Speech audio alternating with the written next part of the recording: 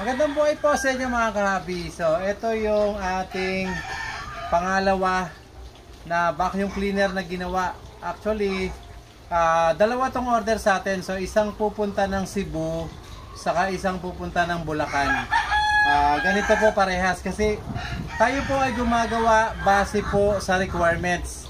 So, yung unang ginawa natin na ganito ay yung po ay napapunta na sa isang co-hobbyist ko, isang co-intel employee ko yung kay Brother Alex. So, shoutout sa'yo Brother Alex anyway. Salamat sa pagkuha mo ng ating vacuum cleaner. So, ito po, ito naman, dalawa ito na isang Bulacan at isa sa Cebu. So, ganito po siya. Ito po ay may wired. So, medyo mahaba yung wire. I-on ko sa ibabaw. Yan. Actually, kukulayan pa natin to.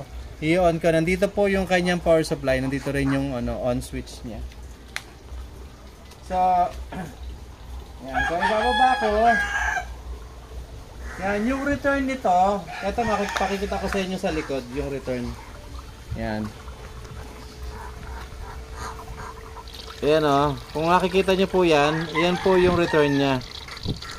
So, malakas yung balik ng tubig.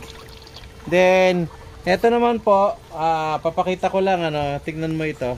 Kukunin ko yung dumi. Yun. So, ayan. So, pag kinuha natin yung dumi, ayan na. Ayan na yung dumi niya. Ayan na. So,